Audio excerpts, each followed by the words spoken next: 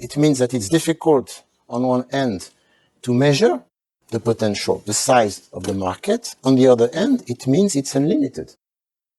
It's potentially unlimited because these products, in essence, they are not needed. They are, I would even say, they are totally useless.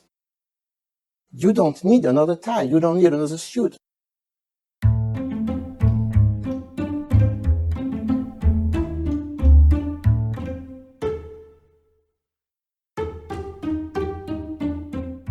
Is luxury a scam? Are luxury goods better made, have better style, or simply too expensive for common folk like us to afford? Is that what luxury is all about?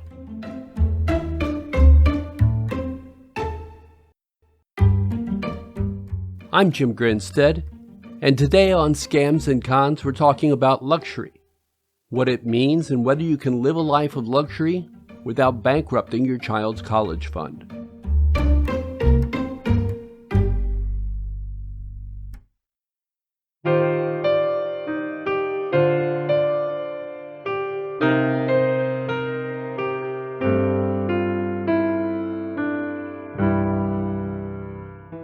Back in 2012, a guy named David Price stole luxury living.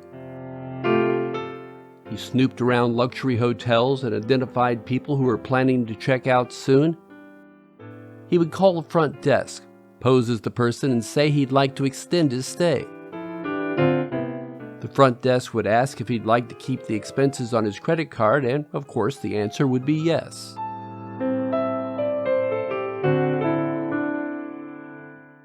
It would then be just a matter of getting a duplicate key, then kick back and order room service to his heart's content, or charge meals at the hotel's restaurants to his room.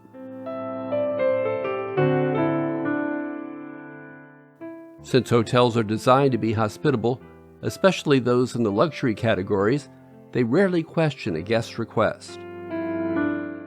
John Law caught up with Price, and his next residence did not come with posh pillows and heated bath towels.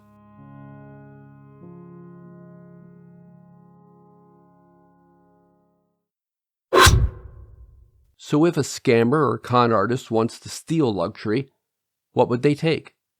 Expensive cars, expensive watches, jewelry, perfumes? In fact, there's a long list of items that are considered luxury must-haves. But why? Why isn't a top-of-the-line Timex considered less luxurious than a Rolex? The Timex website put its most expensive watches at around $500. That's not cheap, but with some budgeting, most people could put that kind of cash together. Shopping for Rolex watches online, I found one worth $148,000. So if a bottom-of-the-line $40 Timex and a $148,000 Rolex can both tell me it's 4 p.m., where does the luxury come in? I can buy 3,700 inexpensive Timex watches for the price of the Rolex. I could buy a few of those Timex watches and still have plenty of money left for a Cadillac. To understand luxury, we turn to Dennis Morissette of the Essex Business School Master Class on Luxury Brand Management. If there is only one word you should remember from this presentation, this word is, of course, the word dream. And that's probably, the most striking or the most interesting part of this industry, the art of creating dreams, the art of selling dreams.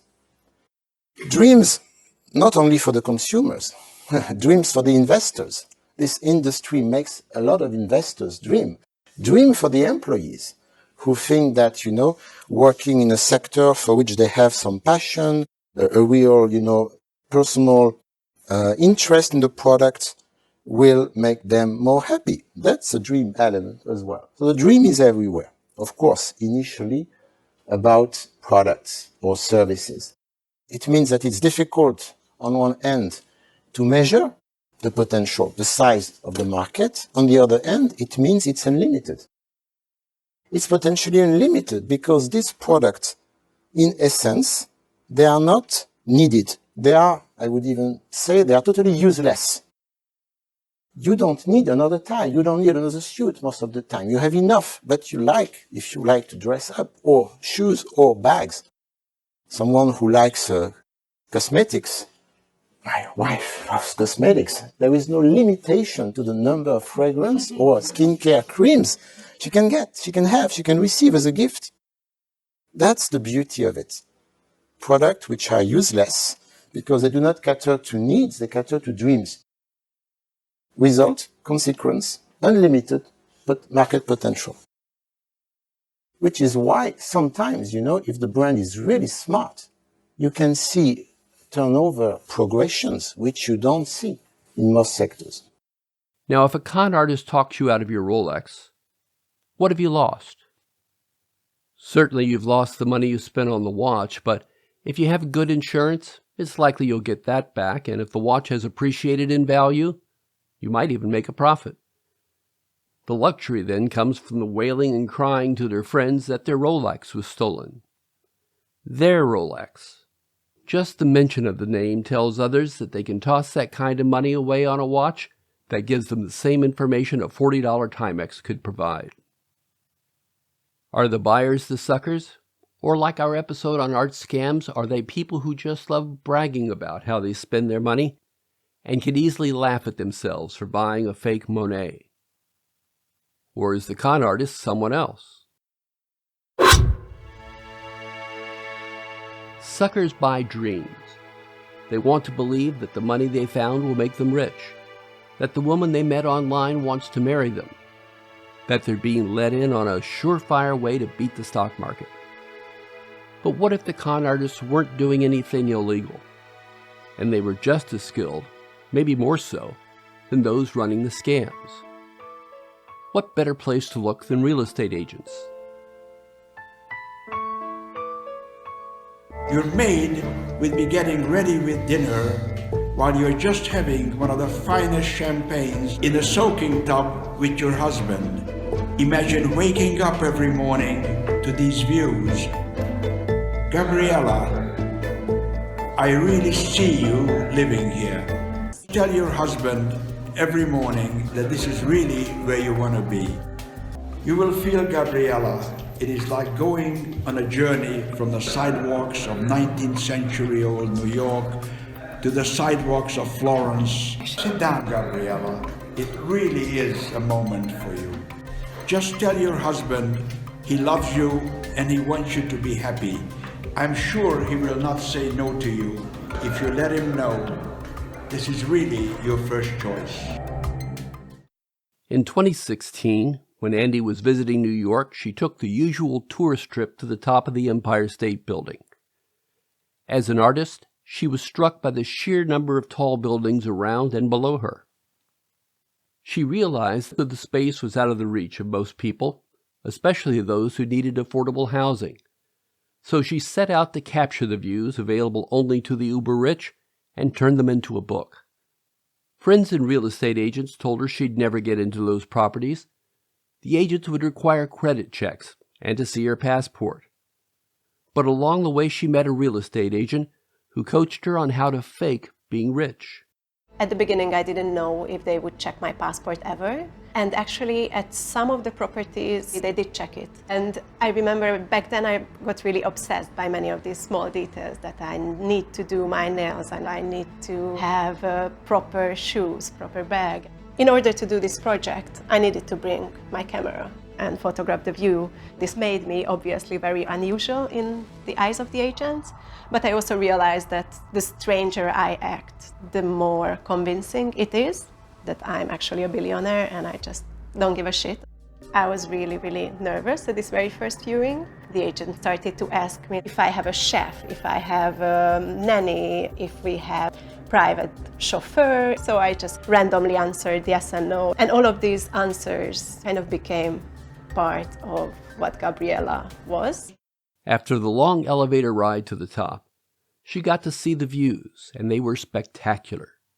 But the story she wanted to tell was about the homeless, those who would never see these views. I think the way poverty is usually portrayed is from the bottom. So you talk about homelessness or you talk about people who cannot afford housing.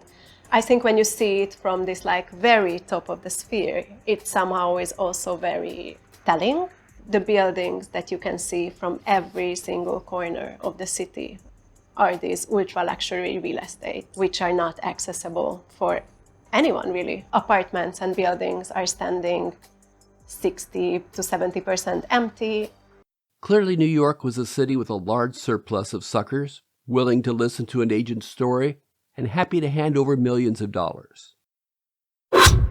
Like most tall buildings in most cities, the structures are rectangular. That allows the building to be designed and serviced efficiently and built for lower costs. It also limits the options architects have to entice high-rolling suckers. So you have always just some very special type of marble in the apartment that the agents would always highlight. The marble is Siberian, which is now the best on the market. Then you would have the oak floor, which is always the best type of oak floor. And there's like really nothing that would make any of these buildings stand out, to be honest. But it's not really surprising when you realize that it's solely a form of investment, most of the cases. So it's really not about living, and it's not about having a soul. And it shows. It's really obvious when you are there. One of the most striking things was how agents are trying to always go out of their way to tell me that no one else lives in these buildings, that I'm not going to have any neighbors. A lot of these billionaire road towers are investments for overseas and local people, so they'll rent them out or they'll just own them, have them sit empty for a number of years and resell them. It's a safe investment, it holds value over time, but what that translates to is buildings sitting empty. There's a trickle-down effect, so once the hyper-expensive properties become even more expensive, it raises the value of everything else beneath it. I get very often the comment that this project is kind of like a Robin Hood project, in the sense that I'm getting the views which other people or most people cannot see to the public. And it's like being so high up, it's cool. But then it didn't feel good to be there, in a way. Or one of the very big problems of these buildings, they are casting sometimes hundreds and hundreds of meters of shadows, for example, over the Central Park or over other people's up until then sunny living rooms, or just over the streets. And so somehow these buildings that are not even lived in are taking away such natural things from the rest of the city as sunlight. All of this means that the definition of luxury constantly changes. There never used to be marble in middle-class homes in the U.S. Now it's standard, which is crazy because marble is bad on knives and stains and chips easily. But even in the middle class, luxury has its definitions. It seems that luxury is all about a dream, and the goods themselves may have better materials and construction, but their value is more a matter of marketing than innovation. Which begs the question, how do new luxury items come to market? And what type of marketing is needed for them to enter the luxury category? For that, we go back to Dennis Morissette and his business masterclass. Is it possible to create a luxury brand today? Because of course, somehow you have to start somewhere. And these luxury brands, they started somewhere.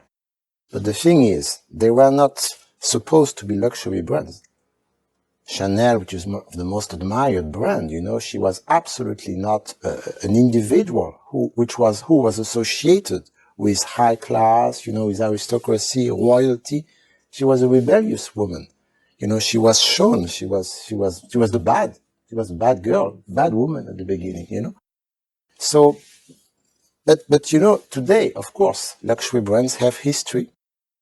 Actually, a lot of brands have history. Levi's is a fabulous brand. They invented the jeans, the real one, the denim, the Levi's. It's authentic. They have a history. There's a book. But Levi's is not a luxury brand. But they have a heritage. So again, it's how luxury brands are using this history, are leveraging on this history in a very special way, which is enhancing their uniqueness. And this uniqueness, this is the art of luxury branding, is conveyed through a sort of limited definition of what the brand stands for. It's called the DNA. Most people call it the DNA. The DNA as opposed to the brand identity. The brand identity is very vast. All brands in the world have an identity. Luxury brands like to talk about a DNA. The DNA is really about uniqueness.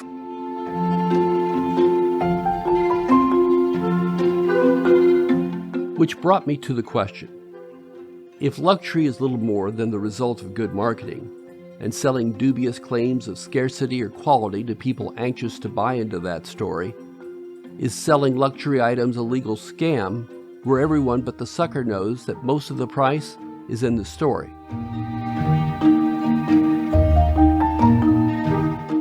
If so, then is it a crime to sell a fake Rolex out of the back of a truck when it really is an adequate watch that just happens to have the same name Rolex on the dial? The buyer may never know as long as it accurately tells them when it's 4 o'clock and they save thousands of dollars to get that information. Maybe being smart enough to buy the knockoff is the best example of luxury, because it demonstrates that you have the wisdom to reject the notion of spending outrageous amounts of money to determine what time it is, when the information is on your phone and on signs all around you.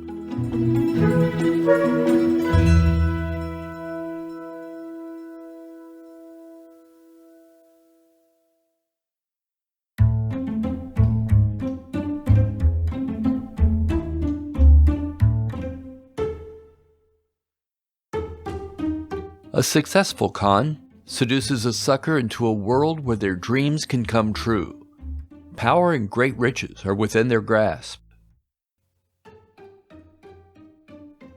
This magic casts a spell that leads its audience to hand over all their money to scammers who vanish before the sucker realizes it was all an illusion.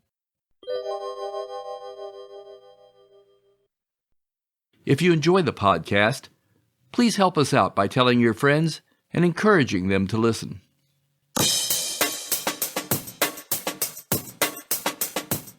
Scams and Cons is available wherever podcasts are found and at scamsandcons.com. You can also follow us on Facebook and Instagram. Just search for Scams and Cons. Lastly, if you could head over to Spotify and leave us a 5-star rating, it'd be really appreciated. Spotify listeners are more than half our audience, so it makes a difference. We'll be back in 2 weeks. Thanks for listening.